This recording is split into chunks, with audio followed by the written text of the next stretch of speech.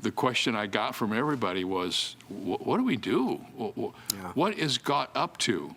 And what is going to happen to us? And I remember, Matt, one night, this really happened. I couldn't go to sleep, and I just started thinking about all the people in the Bible that were sheltered for various reasons.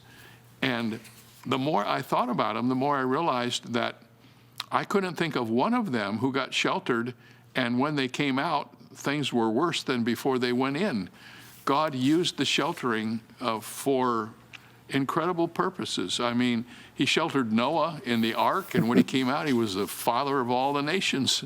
You know, he sheltered Joseph in prison, and when Joseph came out, he ended up being the prime minister of Egypt. Wow. And all through the Old Testament, he sheltered David. He sheltered Daniel for 70 years in Babylon. And when he came out, he became, he gave us the book of Daniel for one thing, which is one of the greatest pictures of prophecy. He sheltered Paul on the Isle of Patmos, and we got the book of Revelation.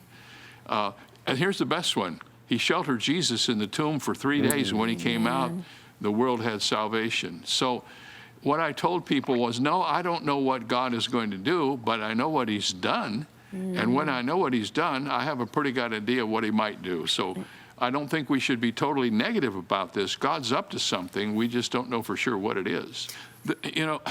Here's one of the things I think is really encouraging about Psalms. Psalms is filled with wisdom. And Matt, wisdom is learning to do the right thing when there's no precedent. We're so unprecedented. There's no precedence now. Where do you look in history to figure out what to do today? There's no place to look. So you're caught in looking only to the one source, who is God. And you just have to say, Lord, I've never been here before. I've never done this before. I've never experienced this before. And I frankly don't have a clue what to do. If you don't show me where to go next, I'm lost. That's what you call total dependence upon God. Yeah. Well, there's an old adage that says, no matter what you're going through, you'll find yourself in the Psalms. Someone else said there's more tears shed on the pages of the book of Psalms than any other book in the Bible. When you get this book, it will take you into the Word of God. That's my only purpose. I really don't have anything personally that I can contribute to this whole thing except to draw the truth from the Word of God and to push people toward the Word of God. What you're going to find out is, number one, this isn't the first time something like this has happened. Number two, you're not alone. Number three, God is there. And if you will hang on to God and his truth, you will find a shelter that's way better than anything you've ever experienced in before. In God, there is a shelter in the time of storm.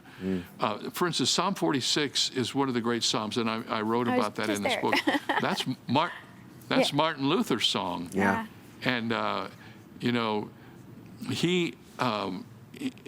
he was a friend with a guy by the name of Philip Melanchthon, and when they would go through bitter times or hard times, because he was, going through the Reformation, which was certainly a COVID-like experience, and he would get Philip, and he would say, Philip, let's sing Psalm 46, and they would get together and go through it, and then of course out of that came A Mighty Fortress Is Our God. Yeah. Isn't that a tremendous hymn?